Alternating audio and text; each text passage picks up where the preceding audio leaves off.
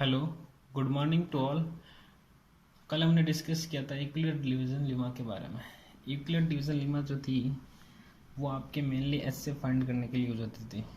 जैसे हमने डिस्कस किया था, जिससे अपन जिसको डिवाइड करते हैं वो डिवाइजर होता है, जिसको डिवाइड करते हैं वो आपका डिवाइडेंड होता है, जो चीज़ भी इससे बचती है वो आपका रिमाइंडर होता है, जितने टाइम्स आपका डिवाइड जाता है वो आपका क्वोशिएंट होता है। और स्टैंडर्ड फॉर्म आपकी यूक्लिड डिवीजन लेमा की a equals to b q plus small r होती है। और साथ में एक कंडीशन भी थी, स्मॉल आर जो हमेशा जीरो से ज़्यादा होगा या जीरो के इक्वल होगा, लेकिन कभी भी बी से ज़्यादा नहीं होगा, बी से हमेशा कम होगा। ठीक है। फिर हमने डिस्कस किया था forms of odd number, a equal to two q plus one होता है। इवन नंबर की बात करें तो a equals to two q होता था। टू कॉन्जुगेटेड नंबर्स का अगर मल्टीप्लिकेशन की बात करें तो वो क्या होता है, टू क्यू, मतलब इवन नंबर ही होता है हमेशा। और लार्ज नंबर को ए लिखते थे, स्मॉल नंबर को अपन क्या लिखते थे, बी लिखते थे। ठीक है। अब हम आगे डिस्कस करते हैं कुछ क्वेश्चंस। ये मैंने कुछ क्वेश्चन डिस्कस किए थे कल भी, कि आपका जैसे 210 एंड 55 जो भी दे रखा है, ये हमने कुछ क्वेश्चन भी दिए थे कल आपको। वो क्वेश्चन आपको करने हैं कॉपी के अंदर। अगर कुछ भी और फिर भी डाउट है आपको तो आप फिर से कमेंट करके बता सकते हो। कल अपन अगर कुछ भी डिस्कशन अपन आपका सॉल्यूशन नहीं मिला है तो आप फिर से बता सकते हो, हम सॉल्यूशन आपके बताने की ट्राई करेंगे। ठीक है, फिर आगे बढ़ते हैं अपन। फिर आपका क्वेश्चन नंबर 5 आता है। क्वेश्चन नंबर 5 क्या कहता है कि आपका अगर HCF ऑफ नंबर 408 और 1032 is express in the form of ये। ठीक है, आपका क्वेश्चन ये है, पेन गायब हो गया, हाँ मिल गया। आपका क्वेश्चन ये है कि आपके टू नंबर्स दे रखे, 408 है कि 1032 है, जिसका जो HCF है ना ऑलरेडी अपन को गिवन है 1032x माइनस 408 इंटू 5। तो आपका जो x है ना ये वाला, इसकी वैल्यू फाइंड करनी। अपन सिंपल कुछ नहीं करेंगे, ये जो दो नंबर दे रखे हैं ना इसका पहले HCF फाइंड कर लेते हैं। अपन को तो HCF फाइंड करने से मतलब है ना, इन दोनों का HCF फाइंड कर लेते हैं। और एक HCF ऑलरेडी गिवन है तो दोनों HCF को अपन इक्वल कर देंगे तो x आ जाएगा। समझ गए? मतलब HCF एक क्वेश्चन में गिवन है, एक HCF इस दोनों नंबरों से फाइंड कर लेंगे, दोनों को इक्वल कर देंगे, क्योंकि HCF और HCF दोनों इक्वल कर सकते हैं। दोनों को इक्वल कर देंगे तो अपना आंसर आ जाएगा, x की वैल्यू आ जाएगी। तो यहाँ लिखते हैं अपन सॉल्यूशन। ठीक है, यूज करते हैं, यूजिंग EDL में शॉर्ट फॉर्म में लिख रहा हूँ, यूक्लिड डिवीजन लेमा। ठीक है, इक्वेशंस क्या होती है, a equal to b q plus r. और a अपना क्या है, स्मॉल नंबर कौन सा है, ये स्मॉल नंबर होता है लार्ज नंबर 1032। और b क्या हो जाएगा 408। यहाँ अपने साइड में अपन क्या करते हैं, डिवाइड। यहाँ लिखते हैं 1032 और ये हो गया 408। ठीक है, कितने टाइम्स डिवाइड जाएगा, 2 को 2 से मल्टीप्लाई करता हूँ तो जाएगा 16, ये हो गया 0 और ये हो गया 1, 8 16 हो जाएगा। और माइनस करेंगे तो कितना बचेगा, 32 है आपका, 16 माइनस कर दूंगा तो 16, और पीछे बचेगा 200, तो 200 आपका 16 आ गया। ठीक है, और यहाँ मैंने लिख दिया स्टेप 1। स्टेप 1 के अंदर यहाँ क्या आ जाएगा 1032 इक्वल्स टू, यह आपका डिवाइजर मल्टीप्लाई क्वोशिएंट प्लस क्या बचा रिमाइंडर, जो उसको लिख देंगे। यहाँ क्या आपका रिमाइंडर 0 आया क्या, नहीं, तो यहाँ क्या लिखेंगे r not equals to 0। Further solve करेंगे तो 408 को अपन क्या कहाँ लेके आ जाएंगे, इसके अंदर, ये रहा 408। तो 408 सिंपल यहाँ लिख दें अपन, और यहाँ कितना आ जाएगा 216, जो आपका डिवाइजर है। क्वेश्चन कितने टाइम्स डिवाइड जाएगा, अगर मैं 2 टाइम्स करता हूँ तो 400 और 32 आ जाएगा, तो अपन कितने टाइम्स लेंगे 1 टाइम्स 216। पीछे कितना बचेगा, पीछे बच जाएगा तुम्हारे, अगर मैं यहाँ से एक कैरी लेता हूँ तो यहाँ आ जाएगा 10 और यहाँ आ जाएगा, यहाँ 18 और यहाँ आ जाएगा 9 तुम्हारे। ठीक है, 18 में से 6 माइनस किया तो आपका आ जाएगा कितना हो जाएगा 12, 1 और 9 और 10 हो गया, 10 में से 1 गया तो बच गया 9, और ये हो जाएगा अपना कितना, एक से मैंने कैरी ले लिया 3 बचा तो ये आ जाएगा 192 आ जाएगा। ठीक है, कितने टाइम्स 1 टाइम्स, और रिमाइंडर कितना बचा 192। क्या रिमाइंडर 0 आया क्या? नहीं। फिर से स्टेप करते हैं, ये स्टेप नंबर 2, स्टेप नंबर 3। ये मैं शॉर्ट फॉर्म में लिख रहा हूँ, आप पूरा लिख सकते हैं स्टेप 3 2। ठीक है, यहाँ लिखा मैंने, कितना आएगा 192 आएगा या फिर 216 आएगा? 216 आएगा। कितना आएगा? 216। 192 अब कितने से मल्टीप्लाई करेंगे अभी देखते हैं। अब 296 को 216 को यहाँ लेके आ जाओ, 1 टाइम्स 192, कितना बचा? ये बच गया 8 और 16 आ गया 24। कितना आ गया? 24। 1 टाइम्स और रिमाइंडर कितना बच गया? 24। क्या 0 आया क्या? नहीं, नॉट इक्वल्स टू 0। अब देखो स्टेप नंबर 4, यहाँ कितना लिखूँ मैं? 192 और आपका डिवाइजर कितना? 24 सॉरी, ये हो गया 192। अब देखो कितने टाइम्स डिवाइड जाएगा।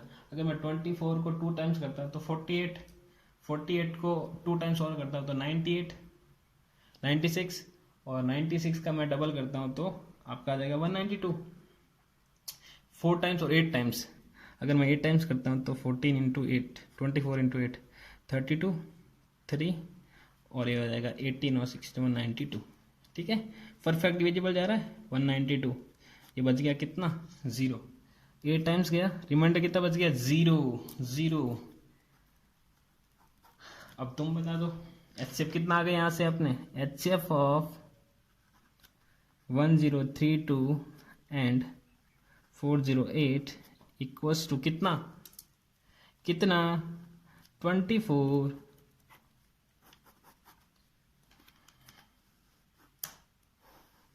यहां तक बात समझ में आई? ठीक है, अब करते हैं क्वेश्चन को आगे सोल्व। अब क्वेश्चन क्या कहता है कि जो इन दोनों नंबर्स का जो एचसीएफ है ना, ऑलरेडी इस फॉर्म में गिवन है और एक एचसीएफ अपने आ गया 24, तो अपन लिख सकते हैं ऐसे एचसीएफ इक्वल टू क्वेश्चन के अकॉर्डिंग ये गिवन है और एक एचसीएफ कितना आ गया 24, तो एचसीएफ की जगह अपन क्या लिख दें? 24। ये लिख दिया मैंने 24। मतलब कुछ नहीं किया, जो एचसीएफ अपन में गिवन था ना, एक तो गिवन था और एक हमने निकाला, दोनों को इक्वल कर दिया बस। 1032x minus 408 into 5। ठीक है, अब देखो, अब ये वाला माइनस वाला है उसको उधर लेके चला मैं, तो 24 इंटू मल्टीप्लाई नहीं प्लस, ये उधर लेके जाऊंगा तो क्या जाएगा? 408 into 5 equals to 1032 into x. ठीक है, अब देखो 24 का 24 प्लस इसको मल्टीप्लाई करता हूँ तो ये हो गया 0, 4 टाइम्स 4, ये हो गया 20, 420 आ गया, 2040 आ गया तुम्हारा, ये हो गया ये। ठीक है, अब इन दोनों को ऐड करता हूँ तो कितना आ जाएगा? 20, ये हो जाएगा 64, 2064 इक्वल्स टू 1032 एक्स। अब x इक्वल टू मैं क्या लिख दूं? ये तो नंबर है ये 102064 और यहाँ क्या है 1032, मल्टीप्लाई में तो उधर जाएगा तो क्या आ जाएगा? डिवाइड में। अब देखो 2 का डबल 4, 3 का डबल 6, अब 0 का डबल मैं 0 लिख सकता हूँ। ठीक है, 1 का डबल 2, सब क्या आ रहा है? डबल, तो सिंपल में x की वैल्यू क्या आ जाएगी? 2। अब डिवाइड करके भी देख सकते हो या फिर ऐसे भी ले सकते हैं। क्वेश्चन थोड़ा अलग था लेकिन सिंपल क्वेश्चन है, इतना कुछ हार्ड नहीं है। ठीक है, अगर सिंपल से समझे, क्वेश्चन में दे रखा था 2 नंबर्स गिवन थे, उसका एचसीएफ ऑलरेडी गिवन था। जो एचसीएफ गिवन था वो एक्सप्रेशन की फॉर्म में, मतलब इक्वेशन की फॉर्म में गिवन था। उस इक्वेशन के अंदर एक एक्स फाइंड करना था अपन को। तो 2 नंबर मैंने एक को मैंने मान लिया 1032, एक को मान लिया मैंने 408, दोनों को मैंने डिवाइड किया, यहाँ से एचसीएफ निकाला। जो एचसीएफ निकाला और इक्वेशन के अंदर जो दे रखी थी दोनों को इक्वल किया, दोनों को इक्वल करके मैंने एक्स की वैल्यू निकाल दी, वही हमने क्वेश्चन में पूछा था। ठीक है, यहाँ तक कोई प्रॉब्लम नहीं है। ठीक है, अब आगे बढ़ते हैं। अब जो क्वेश्चन आने वाले हैं ना, क्वेश्चन के अलग टाइप से। ठीक है, ये आपके एचसीएफ वाले यूक्लिड डिवीजन लेमा से खत्म हो गए। अब पढ़ते हैं अपन अलग क्वेश्चन है, थोड़े करने अपन को यूक्लिड डिवीजन लेमा से ही है। ये आपके एग्जाम्पल है 2.1 के एग्जाम्पल नंबर 1 अपन को शो दैट करना है any positive integer. Positive integer मैंने बताया था कौन कौन से होते हैं, 1 2 3 4, ठीक है, ये वाले in the form of 3q और 3q प्लस 1 और 3q प्लस 2, इसकी फॉर्म में अपने को लिखना है। एक तो 3q या फिर 3q प्लस 1 की हो सकता है या 3q प्लस 2 भी हो सकता है, जहाँ पे q अपना क्या है, पॉजिटिव इंटीजर है। ये आपको थोड़ा बहुत एक स्टार्टिंग में कम समझ में आएगा, लेकिन हम पूरा सॉल्यूशन करेंगे तो आपको धीरे धीरे आसानी से समझ में आएगा। देखिए सॉल्यूशन स्टार्ट करते हैं अपन इसका। क्वेश्चन पूछा है कि कोई भी आपका जो पॉजिटिव इंटीजर होता है ना, उसको अपन इस फॉर्म में लिख सकते हैं। किस फॉर्म में, 3q 3q प्लस 1 और 3q प्लस 2। वो कैसे लिखते हैं वो अपन को बताना, ठीक है। तो अपन देखते हैं अपन यूजिंग क्या करेंगे, क्या यूज करेंगे तुम्हें बताओ, ईडीएल। ईडीएल मतलब Euclid division lemma. Euclid division lemma क्या कहता है, a equals to b q plus r, और वेयर जो आपका कंडीशन है वो कंडीशन भी यहाँ काम आएगी। उसमें कंडीशन काम नहीं आती, एसएफ वाले में कुछ जरूरत नहीं थी, लेकिन यहाँ कंडीशन का भी मेन रोल है, ठीक है। अब देखो बी क्या होता था, जिससे अपन डिवाइड करते थे, जो क्वेश्चन के जस्ट पास में लिखा होता था। क्वेश्चन के पास में कितना लिखा है, 3, यहाँ पे भी कितना 3, यहाँ पे भी कितना 3, तो बी की वैल्यू सिंपल कितनी हो गई अपने 3। यहाँ तक कोई प्रॉब्लम नहीं है, मतलब जो क्वेश्चन के पास लिखा होता है ना वही अपना बी होता है। तो बी कितना हो गया 3, तो बी की वैल्यू 3 होगी। अब देखो यहाँ पे मैं लिखता हूँ 0 का 0 r और 3, मतलब r की वैल्यू 3 से तो कम होनी चाहिए और लेकिन 0 से ज्यादा होनी चाहिए। तो r की वैल्यू क्या क्या हो सकती है, सो r इक्वल्स टू 0 हो सकती है, 0 के इक्वल है ना, 1 भी हो सकती है और 2 भी हो सकती है, लेकिन 3 नहीं हो सकती, क्योंकि r की वैल्यू मैंने बताया था b के कभी इक्वल नहीं होती, हमेशा उससे कम होती है। तो r की वैल्यू ये आ गई अपने, एक तो हो गई 0, एक हो गई 1, एक हो गई 2। इफ अगर r इक्वल्स टू 0 है अपना, क्या है, r इक्वल्स टू 0, देन क्या होगा, a का a, b की वैल्यू कितनी है 3, q का q और r की वैल्यू क्या लिख दी मैंने 0। तो यहां से क्या आ जाएगा, a इक्वल्स टू 3q, इसको मान लेंगे इक्वेशन नंबर फर्स्ट। सिंपल है, कुछ नहीं करना है। फिर r इक्वल्स टू कितना अपना 1 है, तो r इक्वल्स टू 1 ले लिया मैंने। अब r इक्वल्स टू 1 है तो a का a, अब b कितना है 3, q का q प्लस यहाँ 0 लिया मैंने, अब क्या लूंगा मैं 1, ये ले लिया 1। अब तो क्या आएगा, a equals to 3q plus 1, ये हो गया इक्वेशन नंबर 2। अब r इक्वल्स टू मैं क्या लेता हूं, तुम ही बताओ, 2 ही लूंगा, सिंपल है। तो a इक्वल्स टू क्या आ जाएगा 3q प्लस 2, इसको मान लो इक्वेशन नंबर 3। अब देखो क्वेश्चन सोल्व हो गया।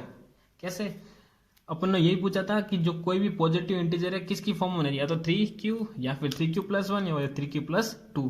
पॉजिटिव इंटीजर क्या, ये तो क्या पॉजिटिव इंटीजर है ना, ए क्यू पॉजिटिव इंटीजर है ना, ए अपना, तो ए को मैंने लिख दिया 3q आ गया, 3q प्लस 1 भी आ गया, 3q प्लस 2 भी आ गया, मतलब ये भी आ गया, ये भी आ गया, ये भी आ गया। तो इस फॉर्म में लिखा चला गया, तो अपना क्वेश्चन सोल्व। फिर लास्ट में अपने एक सिंपल लाइन लिखनी, क्या लिखनी है, शो, या फिर देयरफॉर कुछ भी लिख सकते हो। सो आपका जो any positive integer in the form of form of 3q plus 1 and 3q plus 2 from equation first, second and third। तीनों इक्वेशन से ये डिफाइंड हो रहा है कि आपका जो ए पॉजिटिव इंटीजर है वो अपन 3q और 3q प्लस 1 और 3q प्लस 2 की फॉर्म में लिख सकते हैं। यहाँ तक कोई प्रॉब्लम नहीं होनी चाहिए मेरे हिसाब से। क्वेश्चन सिंपल था कि आपका जो पॉजिटिव इंटीजर है वो 3q या 3q प्लस 1 और 3q प्लस 2 की फॉर्म में लिख सकते हैं या नहीं सकते, जहाँ पे q आपका पॉजिटिव इंटीजर। सिंपल अपन को ईडीएल मेथड यूज करना है, ये आपकी कंडीशन लगानी है, जो q के पास होता है वो आपका b होता है, इसमें पुट किया और b की वैल्यू मैंने बताई थी, r की वैल्यू b से हमेशा कम होती है, तो मैंने यहाँ b की वैल्यू 3 थी तो अपन क्या लेंगे 2 तक ही लेंगे, 0 1 और 2, फर्स्ट 0 ले लिया, फिर 1 ले लिया, फिर 2 ले लिया, तीनों इक्वेशंस आ गई। फिर मैंने नीचे सिंपल लाइन लिख दी कि जो आपका पॉजिटिव इंटीजर है इस फॉर्म में लिखा जा सकता है। अपना क्वेश्चन खत्म, सिंपल है, कोई हार्ड क्वेश्चन नहीं है। अगला एक क्वेश्चन और सॉल्व करते हैं तो और अपन को बेहतर समझ में आएगा। अगला क्वेश्चन क्या है, ठीक है, अगला क्वेश्चन अपना एग्जाम्पल नंबर 2 है, so that any even positive integer. अब ध्यान से सुना, आपका इवन पॉजिटिव इंटीजर क्या है, इवन पॉजिटिव, इवन मतलब क्या होता है, जो 2 से डिविजिबल होता है, in the form of 4q plus 2 में फॉर्म में लिख सकते हैं या नहीं लिखते, जहाँ पे q है ना आपका इवन ही पॉजिटिव इंटीजर है। ठीक है, सिंपल है, कुछ नहीं करना अपने को, यहाँ क्या लिखना है सॉल्यूशन, एक ही बात ध्यान रखनी है। उसके बाद यहाँ क्या लिखना है, यूजिंग क्या EDL, क्या यूज करना है EDL मतलब यूक्लिड डिवीजन लीमा। फॉर्मूला लिखना है A equal to BQ plus R और कंडीशन लिखनी है क्या 0 R और B, इस कंडीशन का ही पूरा खेल है। अब तुम ही बताओ यहाँ पे B की वैल्यू कितनी है, कितनी लूँ मैं 4, सिंपल, जो पास में लिखा है किसके Q के पास में लिखा है वही तो वैल्यू है। ठीक है, अब B 4 हो गया तो R कितना होगा तुम बता दो, 0 होगा, 1 होगा, 2 होगा और 3 तक होगा, लेकिन 4 नहीं होगा, मैंने बताया था। ठीक है, अब मैं R इक्वल टू पहले 0 ले लेता हूँ, फिर मैं लूँगा 1, फिर मैं लूँगा 2, फिर मैं लूँगा 3। ठीक है, R इक्वल टू 1 पे क्या हो जाएगा, A इक्वल टू B अपना 4 है, 4Q प्लस 0, तो ये क्या बन जाएगा A इक्वल्स टू 4Q। अगला क्या है, इसको इक्वेशन नंबर फर्स्ट भी दे सकते हैं अपन। अगला R इक्वल्स टू 1 है तो A equals to 4Q plus कितना हो जाएगा 1, इक्वेशन नंबर 2 दे दो। अगला क्या जाएगा A इक्वल्स टू 4 का 4, Q का Q, R की वैल्यू क्या लेंगे अब 2, equation number 3। A equals to क्या जाएगा 4Q प्लस 3, इक्वेशन नंबर 4। अब देखो ये चारों तक कंडीशन आ गई, अपने को पता चल गई सिंपल। अब लेकिन अपने को पूछा है कि only even positive integer, even मतलब क्या होता है कि जो आपका 2 से डिविजिबल होता है नंबर होता है, उसकी फॉर्म में लिख सकता है या फिर नहीं लिख सकते है, इवन पॉजिटिव इंटीजर की फॉर्म में। अब पॉजिटिव इंटीजर की फॉर्म में कैसे लिखते हैं, इसको अपन या तो ऐसे डायरेक्ट भी देख सकते हो कि आपका A इजिकल टू 4Q है तो वो आ गया ये वाला, और दूसरा आ गया 4Q, A equal to 4Q plus 2, तो डायरेक्ट आ गया, तो अपन डायरेक्ट भी लिख सकते हैं, ऐसा कुछ भी नहीं है। तो सो फ्रॉम इक्वेशन कौन सी फर्स्ट एंड कौन सी equation, equation number 3, from equation first and 3 the positive the any even positive integer in the form of, किस फॉर्म में लिख सकते हैं अपन 4Q और 4Q प्लस 2। ठीक है, क्वेश्चन सिंपल सॉल्व हो गया। ऐसे क्वेश्चन करना है अपने को सारे क्वेश्चन। इसके जस्ट आगे एक और क्वेश्चन है अपना, वही एग्जाम्पल ही है, वो आपको खुद को सॉल्व करना है। ठीक है, वो क्वेश्चन मैं अभी देता हूँ, आपको खुद को घर जाके घर पे सॉल्व करना। आपका क्वेश्चन मैं देता हूँ, सॉल्व करना है। क्वेश्चन है अपना, यही क्वेश्चन है सिंपल। यहाँ जो इवन लिखा ना, इवन की जगह क्या कर देना, तुमको ऑड कर देना, जहाँ जहाँ इवन है वहाँ ऑड कर देना। ये इवन है यहाँ ऑड कर दो, यहाँ इवन है वहाँ पे क्या कर दो ऑड, जहाँ इवन है ऑड कर दो, और बाकी जो यहाँ फॉर्म लिखा ना 4Q और 4Q प्लस 2, उसकी जगह लिख दो in the form of 4Q plus 1 and 4Q plus 3। ठीक है, ये क्वेश्चन है अपना, को खुद को तुमको सॉल्व करना है। क्वेश्चन आसान है, सेम यही मेथड है और कुछ चेंजेस नहीं है। आपकी बहुत आसान क्वेश्चन है, कोई दिक्कत वाली बात नहीं है। अगर कोई भी दिक्कत होगी फिर आप कमेंट सेक्शन में बता देना, मैं आपको सॉल्यूशंस प्रोवाइड कर दूंगा, या फिर आप कॉल पे भी पूछ सकते हो। ठीक है, अब आगे बढ़ते हैं अपन। अब आगे क्वेश्चन लेते हैं अपन। जैसे अपन क्वेश्चन ले लेते हैं ये वाला क्वेश्चन। ये क्वेश्चन है एक्सरसाइज 2.1 का क्वेश्चन नंबर फर्स्ट है। मैंने बताया था ना, आप फर्स्ट क्वेश्चन मैंने कराया था क्वेश्चन नंबर 4 और 5। अब मैं क्वेश्चन नंबर ये फर्स्ट करवा रहा हूँ ताकि आपको इजी से समझ में आए। ये जो पीछे वाला जो क्वेश्चन थे ना, ये एग्जाम्पल्स थे, ये छोटे छोटे क्वेश्चन थे। अब थोड़ा बड़ा क्वेश्चन है। ठीक है, क्वेश्चन क्या है, so that square of any positive integer. पहले वाले में कुछ भी नहीं था, स्क्वायर वगैरह कुछ भी नहीं पूछा था अपने को, सिंपल या तो ऑड था या फिर इवन, इस टाइप्स के क्वेश्चन थे सिंपल, या फिर नहीं ऑड थे नहीं इवन थे, सिंपल क्वेश्चन था तो अपन कर सकते थे। लेकिन अब क्वेश्चन आ रहा है कि स्क्वायर का, ये भी आसानी, एक बार बस मेथड पता चलना चाहिए कैसे करते हैं। So that the square of any positive odd integer, पता चलना है कि आपका ऑड इंटीजर है उसका स्क्वायर बताना है। इसकी फॉर्म में होना चाहिए 8q+1 की फॉर्म में होना चाहिए, जहाँ आपका q क्या है, पॉजिटिव इंटीजर है। क्वेश्चन आपको लिखना है, यहाँ पे क्या लिखना है, सॉल्यूशन। यहाँ क्या लिखना है, using EDL Euclid division Lima, और यहाँ पे क्या लिखना है, फॉर्मूला A = BQ+R, और साइड में क्या लिखेंगे, कंडीशन। कंडीशन क्या है, कंडीशन है अपनी 0 > R और < B, मतलब R की वैल्यू 0 हो सकती है या फिर 0 से ज़्यादा, लेकिन B की वैल्यू कभी भी, जो R है ना उसकी वैल्यू B से कभी भी ज़्यादा नहीं होगी। ठीक है, अब देखो क्वेश्चन को ध्यान से समझना। जो आपका पॉजिटिव ऑड इंटीजर है उसको इसकी फॉर्म में लिखना है।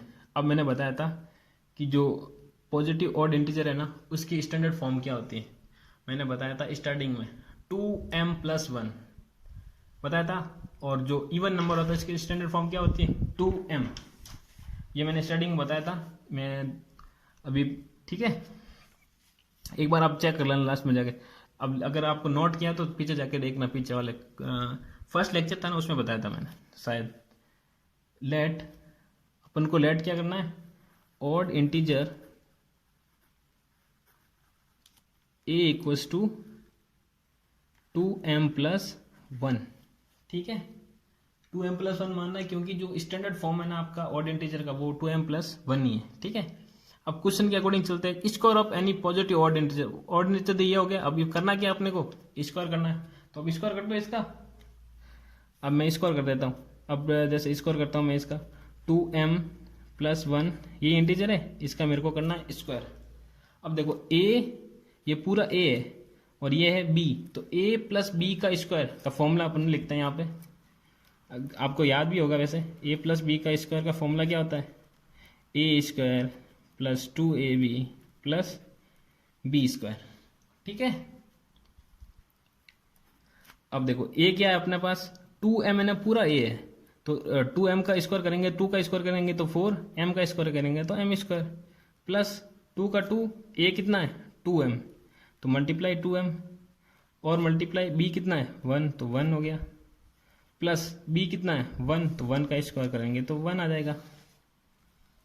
तो अब देखो 4m का square 4m² plus 2 × 2m, 4m हो गया, इंटू 1 करेंगे तो कुछ फर्क नहीं पड़ने वाला, प्लस 1 का 1। अब देखो क्वेश्चन, देखो जो फॉर्म है ना अपने को 8q+1 की फॉर्म में लिखे आना। अगर देखो 1 तो आ गया, लेकिन इस पूरे को अपने को क्या बनाना है, 8q बनाना है। अब कैसे बनाएंगे, यहाँ कुछ कॉमन आ रहा है क्या, हाँ 4 कॉमन आ रहा है और m भी कॉमन आ रहा है, तो अंदर क्या बचेगा, अंदर बच जाएगा तुम्हारे m+1 और +1। ठीक है, अब मैंने एक और चीज बताई थी कि जो 2 कॉन्जुगेटिव नंबर होते हैं ना उसका मल्टीप्लिकेशन हमेशा इवन नंबर होता है। क्या होता है, 2 कॉन्जुगेटिव नंबर मैंने बताया था n+1 जो होता है वो होता है आपका 2q। ये भी मैंने बताया था स्टार्टिंग में, कल मैंने रिवीजन कराया था ना परसों का, कल, तो ये मैंने बताया था 2 कॉन्जुगेटिव नंबर्स का जो मल्टीप्लिकेशन होता है ना वो आपका क्या होता है 2q होता है। तो अब देखो 4 का मैं 4 लिख रहा हूँ, m+1 ये पूरा क्या बन गया, m+1 ये n है, m भी लिख सकते हैं, कुछ भी लिख सकते हैं अपन, इंटीजर कुछ भी लिख सकते हैं, उससे कुछ फर्क नहीं पड़ेगा। यहाँ पे मैं z लिखूंगा तो भी कोई फर्क नहीं पड़ेगा, a लिखूंगा तो भी फर्क नहीं पड़ेगा। तो m+1 को मैं पूरा क्या लिख दूंगा 2q, तो मल्टीप्लाई 2q प्लस 1 का 1, अब मल्टीप्लाई कर तो कितना आ जाएगा 8q प्लस 1 आ गया। तो पॉजिटिव इंटीजर a हो गया, वो किसकी फॉर्म में हो गया 8q प्लस 1 की फॉर्म में हो गया। ये आपका आंसर। कुछ दिक्कत आई मेरे हिसाब से?